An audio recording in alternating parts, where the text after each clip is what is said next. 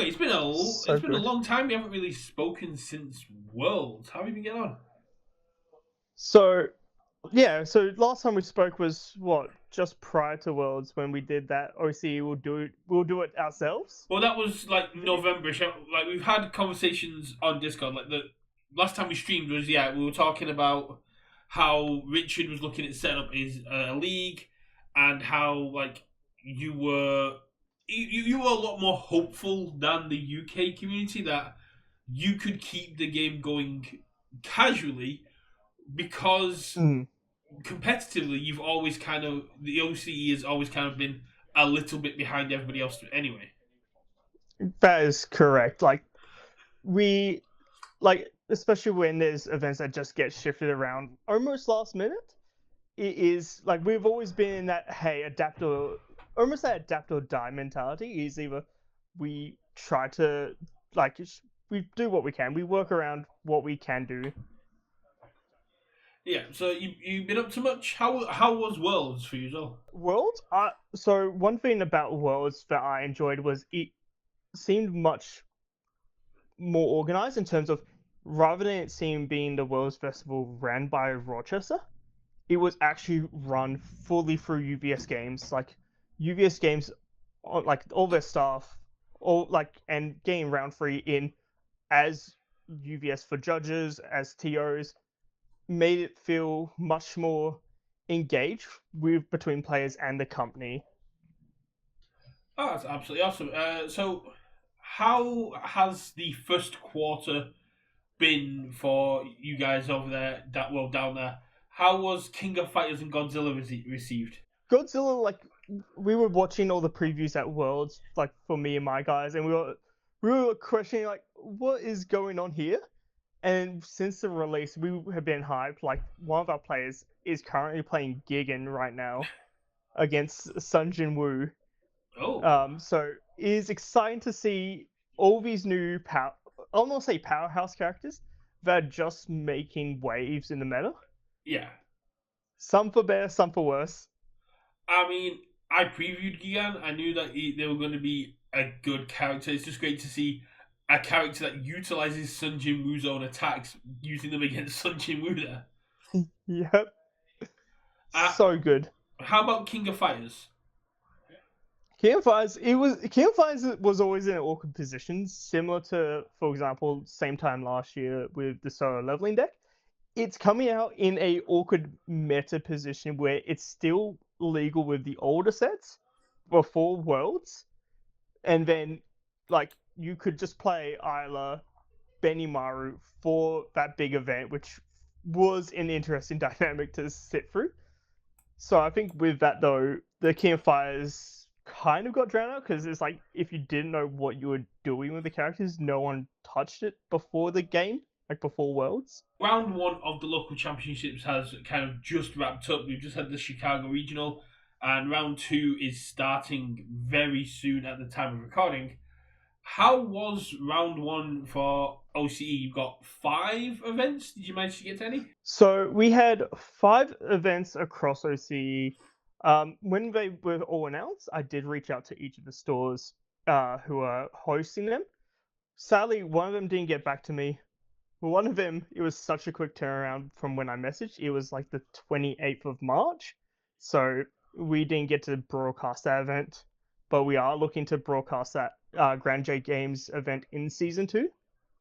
And then the other 3 stores, if you, I'm not say like Southern Cross Universus has streamed and did a broadcast for those events. And 2 of the events, phenomenal turnout, 16, 17 players, like on ACT, hosted by Aki Kambara, and then over in New Zealand with TCG Collector. Did you Were you just broadcasting, or did you manage to play as well? So with out of the 3 events that got broadcasted, the Aki Kambara and TCG Collector, I streamed remotely. So Aki I streamed back at my home.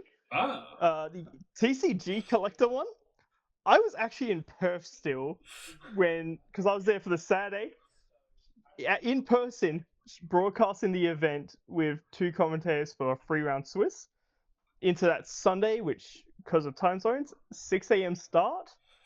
And that was a 11.5-hour broadcast Oof. for TCG Collector. Uh, yeah, yeah. And if people want to watch those, are they up on your YouTube? Yeah, so all of the broadcasters were live on the Southern Cross Universus channel, and they all the broadcast replays are still there. I am looking at downloading them, cutting them up, so you can watch individual matches.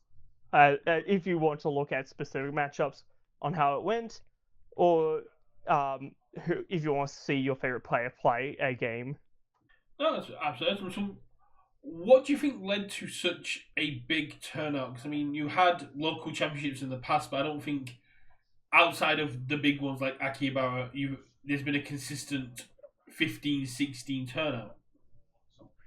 So I did once you did ask me questions in advance of this, I did actually reach out to like each of the stores, which depending on where you asked, you got different answers. But for example, I reached out to Kai, who has been a solid player from Akihabara. Um, One of his statements was, as a community, some of us are just looking forward of what they release next, and some are more excited for the Godzilla promos as they look sick. In terms of the turnout, it's mainly just because of the promos, and the other half is they've just enjoyed the game even through these ups and downs. Yeah, that's awesome. Did the stores do much advertising, or was it just the draw of the promos? I could not answer that one because every store is different. Because I run the stuff for South Australia, we don't do much because for us we don't get the same turnout because everyone's invested into their own card game. And so we have our solid group of 6 who have traveled to Worlds, who have traveled to each regional and nationals when we've been able to. And so um, I could not say for like TCG Collector or Aki or WA. So, as someone who broadcast 3 of the 5 events, how's the meta feeling down there? Is it still like everywhere else a Titan of Terror pile, or did Oceania bring some spice? Uh, so exciting enough, all 3 events there was no double ups in terms of that event. Um, like we had, as I said, 17, 16, and then another 17 player event being that Good Games Rockingham event. Um, each event there was only one Time of Terror. Everyone else was on a unique character, so it was good to see no double ups. So, in terms of that meta aspect, it is good to see that we're not following the trend of regionals where you see top cut majority Time of Terrors or that Reiner Marley shield. Yeah. And I'm glad that with a region where we have that diversity, where you can just pull up a deck, and for us, it's hey, we're gaming with our friends, like we play what we want, have a bit of fun with it. You're kind of there for the promos and to socialize, so it's not as hyper competitive as you may find in some of the NA events. That is correct. Yes, In your personal opinion, do you think Tyler Terra needs an errata? Do you think he needs to be touched, or do you think he's fine as he is? I've talked with some of my players about this, and I have said if Time Terror did get hit, how I see how they should proceed with it is that you should need to check for that card, which means yes, you still get a free card from your discard pile, but you do have to play either earlier in your turn and then not having that to just drop a Genghis Frog at the end of turn because you have to play on that progressive, play it out as needed. So you'd have them also play with progressive. It wouldn't be an overhaul situation of play it ignoring progressive difficulty. Even if it doesn't ignore progressive difficulty, I think that's almost where they have to go because you're having a select choice from anything in your discard pile that is that 5 diff. I think even if it's you just play it and you need to check for it, I think Yeah. that's the safest option in terms of how they should proceed. Yeah, a 28 health 7-hander is a bit wild. How they get away with this is crazy. Yeah, I don't know how you made it through testing either. That's absolutely nuts. So, how is the general consensus of the game in 2026? Like, how are you guys feeling? Like after now that it's been a few months since we had the news that we're not getting regionals, how is everyone and yourself feeling about the game in general? Personally, for myself, I am more burnt out of the game, so I am more looking at supporting the game through running events, through what, as you've seen, Southern Cross Universus coming alive, is just supporting the community as much as I can without being invested into playing as a competitive player. But from the general consensus of OCE, from what I've heard, is we're still finding the game enjoyable. Like, we're still playing out our locals. We're still in like one group. I'm not gonna mix up the questions even more. On the other side of Australia, in Western Australia, that Good Games Rockingham, the group there, like if you look at any of the players' names from this local championship set, you will not find their names in previous regionals, previous nationals, because they're there to enjoy the game, have fun with friends, and like with that, that is almost how OC has shifted. Is yes, some players are missing on the competitive side, but we're still finding ways to enjoy the game, still playing locals, still like helping each other grow in the game. Yeah, I mean, after speaking to yourself, Captain Shiny reached out to me to basically just say that the Western Australia group is kind of more isolated due to deserts and the like the nature of what Central Australia actually is from Yeah. from everybody else. They're a more casual kind of base. They don't plan on going to regional. They don't plan on going to worlds. They had a real riot and a good time just getting their decks to appear online. So it seems like they're really laid back kind of players. They want to. They're saying that they're dedicated to help you kind of have fun and get more people into the group. But it was never about being competitive. It was about having fun with the game. Yes. Like honestly, like talking as I said, I proposed the question to every store going, "Hey, can I stream your event?" Perth was one store that didn't have a camera setup that I would have to actively head over there myself to broadcast, which is a bit why it was not as good as a broadcast, sadly, Yeah. compared to that TCG Collector or Aki. But with that though, like all players, like I got picked up by Captain Shining. Like he was willing to pick me up from the airport to take me to Good Games Rockingham, like on the day of the event, which thankful enough that he did. Yeah, we've seen it with Team Trading Post as well, who kind of spread out over America going to events. And the head of Team Trading Post, Suri, had a similar situation where he arrived at an event late, but was able to just chat with the owners, have a good time, play some games, and then at the end of it, they offered to drive him back to where he needed to go, and it's great to see how accommodating and hospitable the community is for TCGs. How are you guys feeling about UVS games? Like in the UK, we're getting a bit antsy because we're supposed to be having this EU celebration, but we've heard nothing about it. But you guys don't even have that to kind of look forward to. You've got local championships, and that's it. Has opinions of UVS games improved, or are you guys still a bit sour? For me personally, as you said, like OC doesn't have this gathering that we can have that is designed by UVS Games, um, and all we have is those local championships. With that, it puts everything on store. So for me, it's like UVS Games exists. Like we're running our scene here. We're like each store is doing their best to promote and like invest in like help their players get into the game and accommodate them. So with that, like I know Richard does a good runs a good event for his players, and so it's always good to hear from them going like I enjoy like enjoy these events despite not having that UVS Games representation.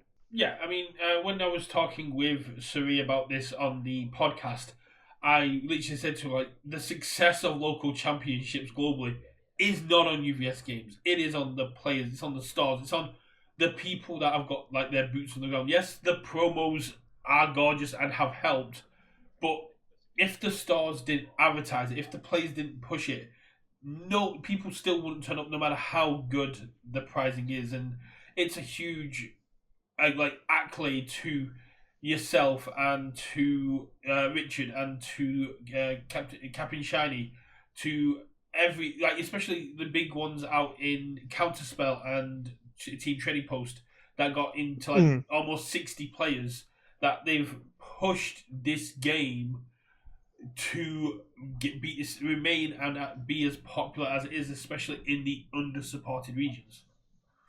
100%. And like one thing that like has been raised was like around like asking every group around OCE from the New Zealand guys was the common consensus, especially with my group as well, was we are like we're seeking to look this season out, like this year out.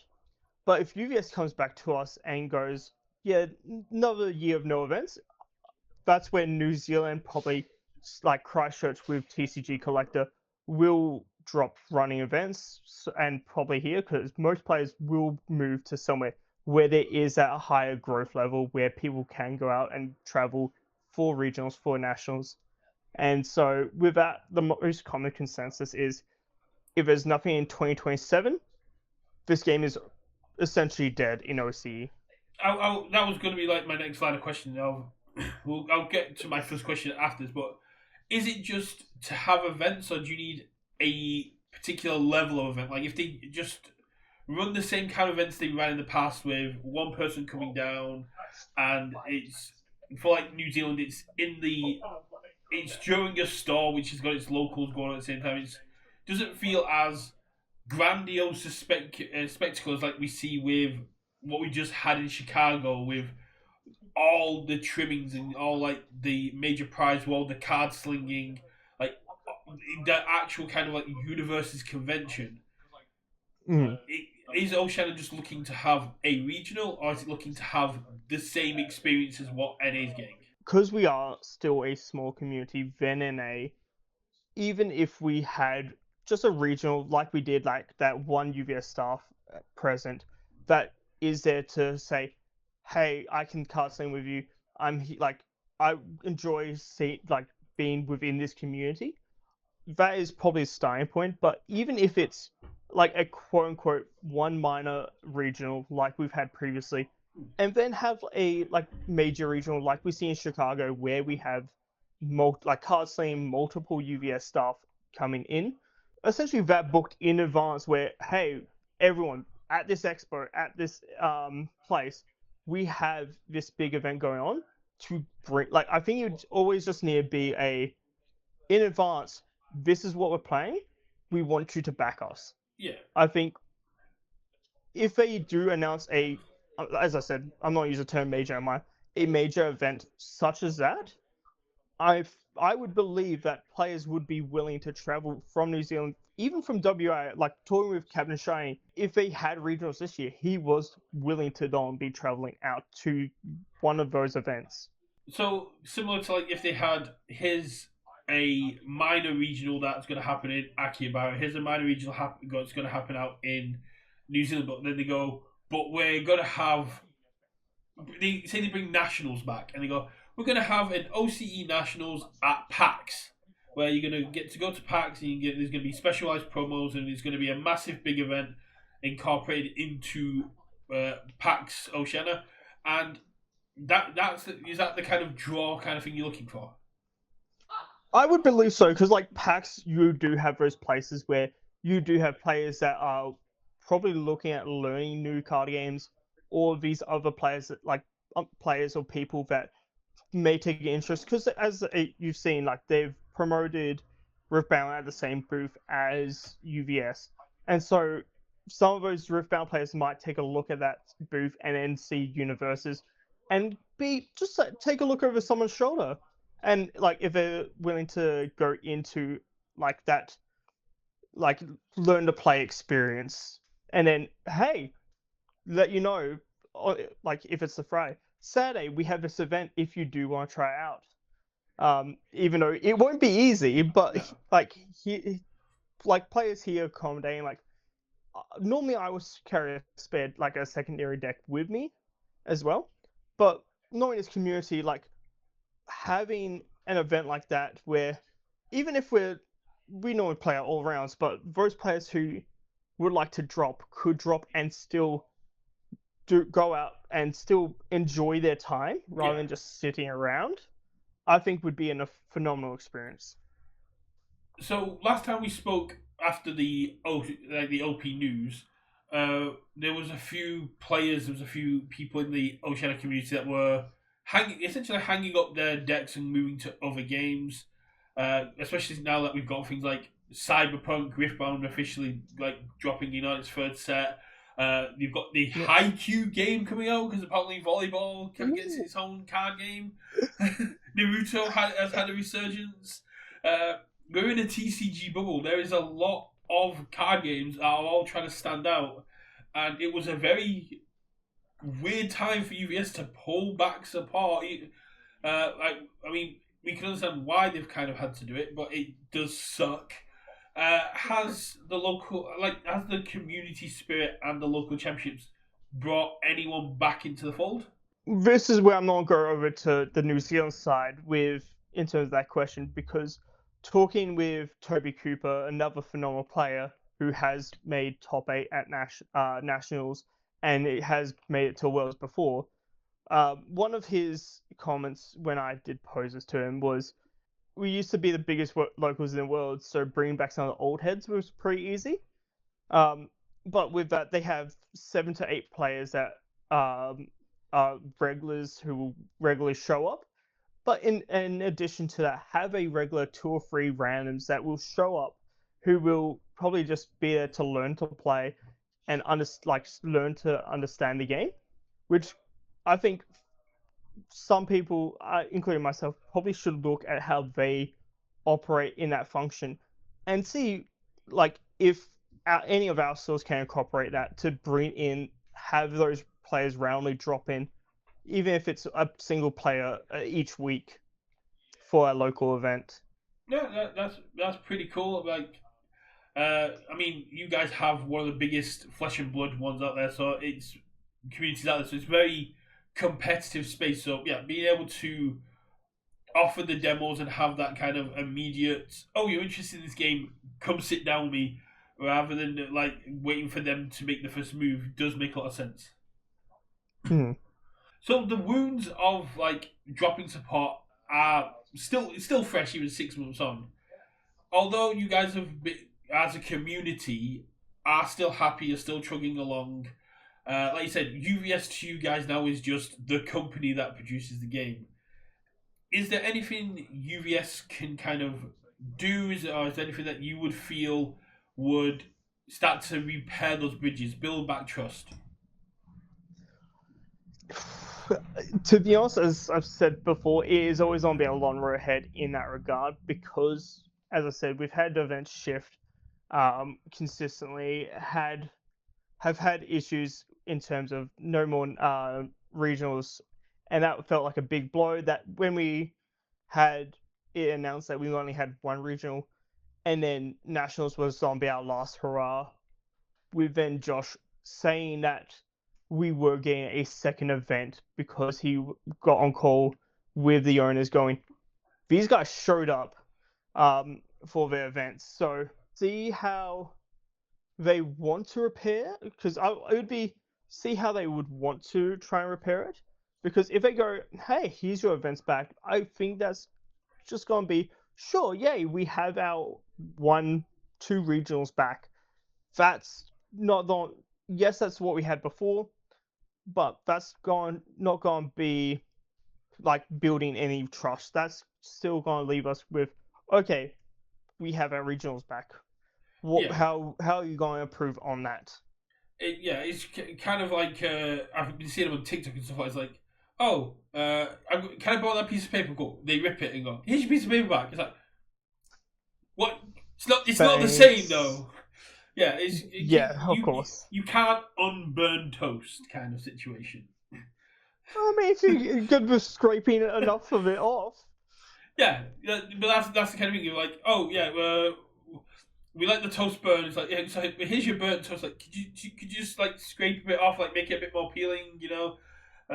It's kind of the same situation over here in the UK. It's like we have a lot of players not just looking for major events to come back, but to come back in a bigger way, because we've always been second fiddle to NA. They've always had the bigger regionals with the bigger kind of venues and prize walls and side events and everything kind of going on there. And yeah, to be fair, they do get a fair, like, bigger attendance. What the biggest one for UK last year was about 70, and the first one in Chicago was just over 140, I believe.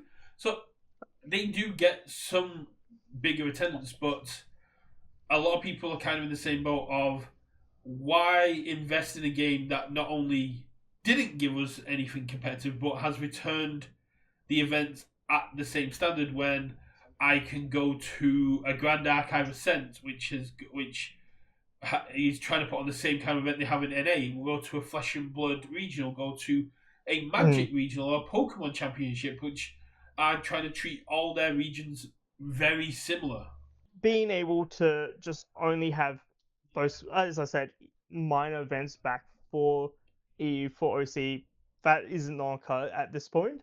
Like, UVS Games would need to actually, like, out of pocket, just do something so elaborate that would actually just draw attention to all the players that have played prior.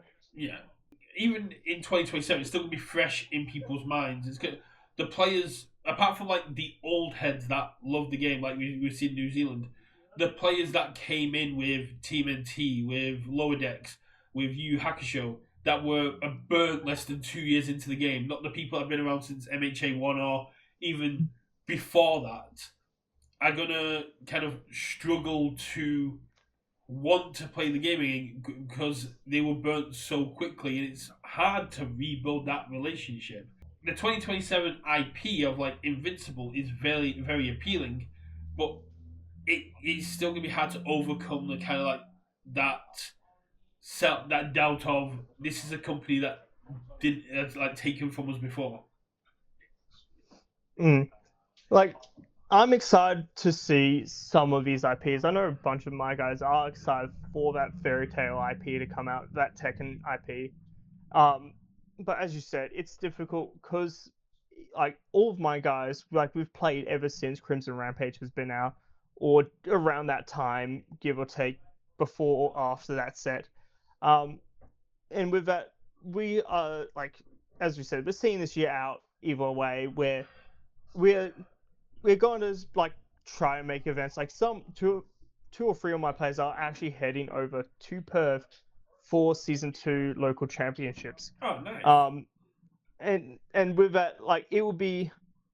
I'm excited to see how some of these IPs turn out, but if we're not having that competitive aspect, as I said, most of these stores are going to go, why? Like, or most of these stores, most of these players are going, why should we continue? There's bare prizing support everywhere else. Yeah, and I mean, the company line has been just wait for 2027, but I mean, where the longer it takes, the longer stars have to find out.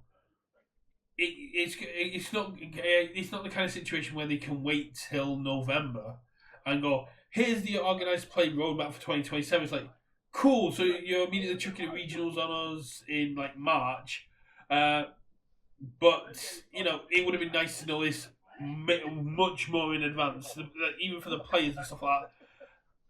We're spending a year in this kind of purgatory of just being told, wait for 2027. Like, if you know what you want to do in 2027, tell us now so we actually have something keep players around so we can actually have this build up of hype.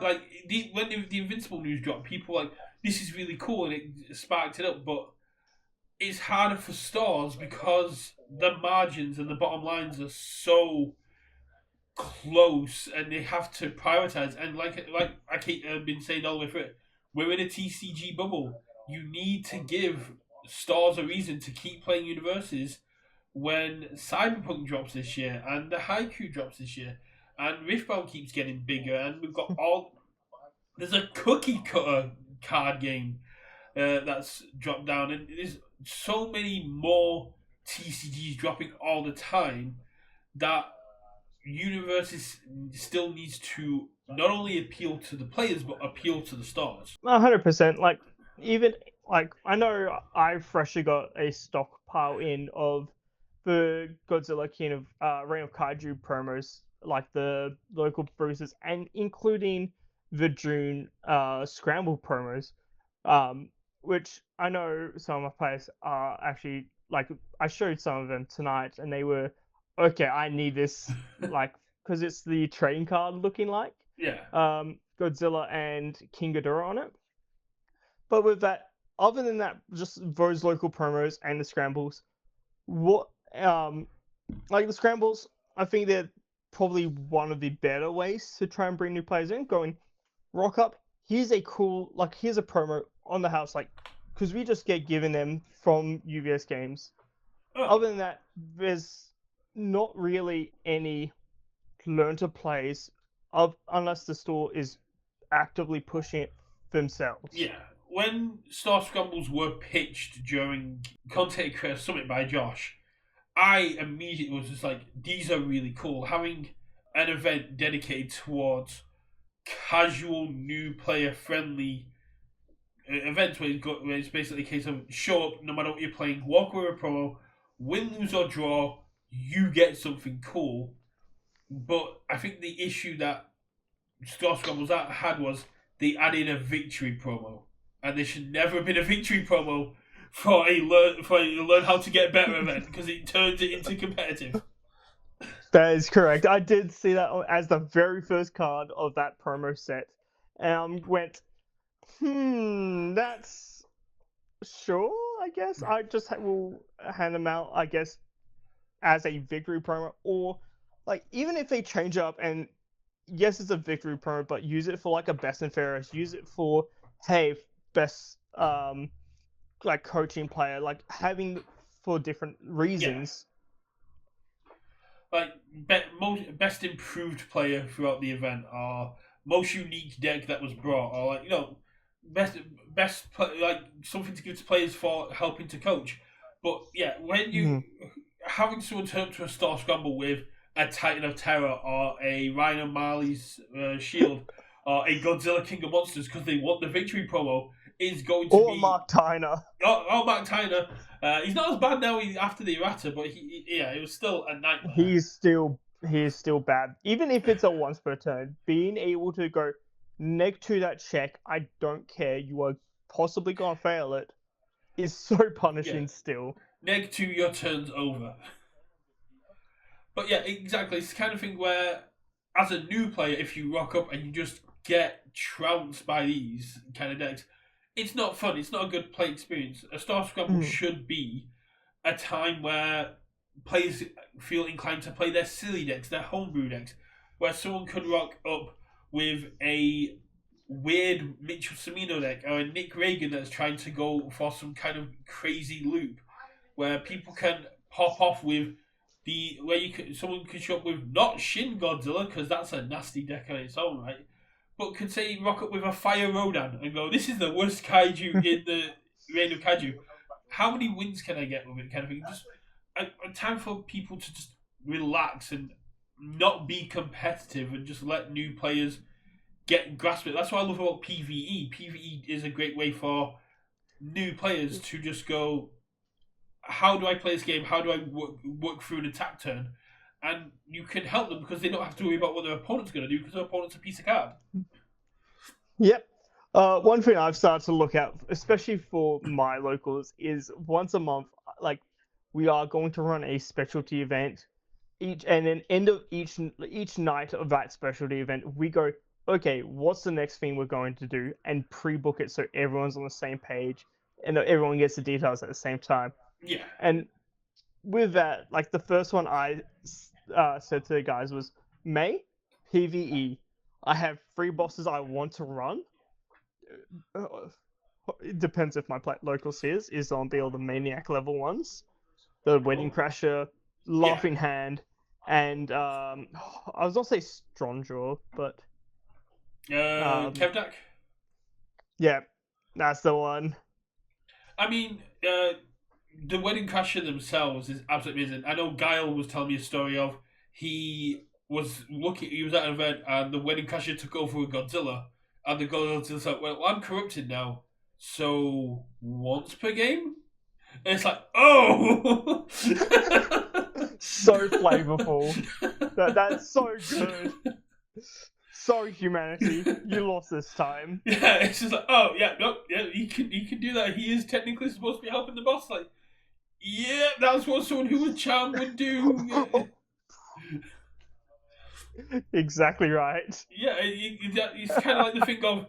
It's what I love about the PvE aspect is you kind of get that role playing like collaborative story aspect that is similar to D&D, but with this game they absolutely cut to a PvE. And I'm 100%. I'm excited to see what Ghidorah can do. I haven't faced Godzilla yet, but I'm very excited to face Godzilla. And I'm hoping that we just keep getting more of it. It's an absolute great idea they brought in. They should have had something similar with, like, the kaijus, even if it was, hey, you're versing the Emperor of the Cosmos, or you're versing the King of Monsters, or the Mecha Legion. Like, even if it's, like, one of those type of battles where you are thrown into the story of that universe, would be so good, and I wish they bring it back for Tekken, or even better, for Fairy Tail. I really hope we get a Fairy Tail, because Akonoglia, it would be an amazing PvE. Oh yeah, yeah. This is the dragon of destruction that can also control time. So those checks that you're making are going to be really fun. Some be really fucked or real awkward. I'm really looking forward to Fairy Tail. Not too bothered about Tekken, in all honesty. The new MHA characters look absolutely insane. All for one, just be able to do their best Titan of Terror impression is really cool. Well, honestly, I am more leaning onto the villain side here, and I am happy to make myself the villain at my locals once those guys release. I mean, it would be really cool if we got, on release of Final Battle, a all-for-one PvE, because he did legitimately just take on a bunch of them. Oh, that would be so good. Or even if, as a spoilers in advance for those who haven't watched the final battle yet, even if they did a battle, like a PvE card for each of those separate, as they distributed out the villains to be isolated, having those villains as a PvE battle would be phenomenal. Yeah. I mean, one of the best ones would probably be Toga, who could just go, I'm going to be able to do what you're doing on my turn. What was that, Dead Man's Masquerade or something? I think so, yeah. It's been a while. Yeah, just when Toga is cloning out and he flipping tsunami of twices. Yeah, Toga copies twice, then twice copies twice, and twice. And yeah, it's just really, really cool. Anything else you kind of want to cover or you want to say? I think going back to it's not a set, but their unique IP, Rebel Frontier. Because we're OCE, I know the UK, we both don't have those regionals, so we aren't getting these cool looking promos. I want to ask you this: how would you think they could best suit our regions with promos like these? I don't know. The reason I haven't covered Rebel Frontier in terms of content, the reason I haven't brought it up as much is, like you said, it doesn't affect us. I don't care. It's like you can show the best cards in the world, but the moment you go, oh yeah, they're region locked to NA because you have to go to region, it's like I stopped listening after you said they're region locked. The best thing they could do would be to include it in our local championship pricing as like random things to give away, or things like Mm, that. Possibly put it on the redemption store. But I think at the minute, because it's in a testing period, they can't do it because they need to know what people want Rebel Frontier. It needs to be an in person event where they can monitor how popular they are, because people saying online, "Oh, these are really cool," and stuff like that, isn't the same as people queuing up mm, at the prize wall. Isn't the same as like the physical correct. data they Yes. can get. So if you put it on the redemption store, people will redeem it because they're there. But at a regional, it'd be there. So like for us, whenever we get information about the EU celebration, that would be where I would go. You need to bring Rebel Frontier over here then, so we can get access to it and we can kind of get you can gauge our interest in it as well. But you haven't got that same luxury of having that event coming to you. So for you guys down there, I don't think there is a way, and it kind of sucks because they've got this brand new IP. They've got these 8 cards that they will 8 cards so far shown off. These lore drops and stuff, and as cool as it is, you don't have a reason to actually care about them. Well, that is correct. Like, honestly, I'm always enjoyed when a game provides their own world, when they give depth to their own IP. Like, that's why when I got my first hands on some retro, I wanted to deep dive into the lore of Red Horizon because how the cards look, how they're designed, reflects on how the world is built. And that is something that I personally enjoy. I guess the last thing I'll ask you guys is, although you guys only got 5 events and like, you're probably only going to get 5 events moving forward throughout all 4 seasons. Hopefully six with the Card Battle I gain some. Hopefully getting up to 6 and get maybe hopefully now that they're adding some stars being able to run 2 events a season, you might even hit double digits. Has anyone? It might not apply to you guys as much as say NA, but has anyone really been hit by event fatigue because the seasons are so compact? Are there people that want to travel to events, but it's like I'm burnt out from how much I'm playing?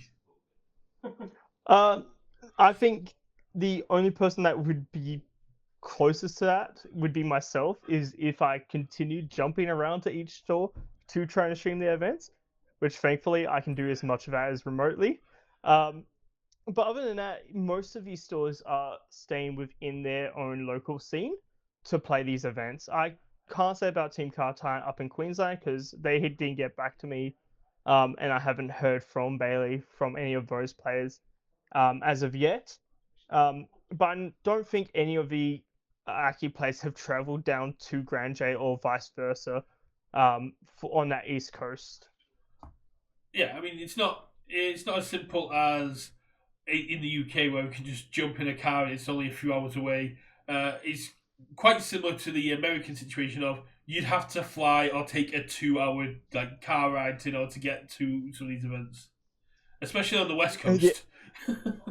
I mean, I flew over there the day of the event. I flew out 6 a.m., arrived at 8 a.m., ready to try and set up and start the event. The store didn't open till 10, so I had to do a quick setup. And either way, it was enjoyable because I got a card sling some retro after the fact. Oh, nice! What are you playing in retro? So none of the players at Perth have owned any retro decks. And so I actually brought out all 12 of my decks over to Perth with me.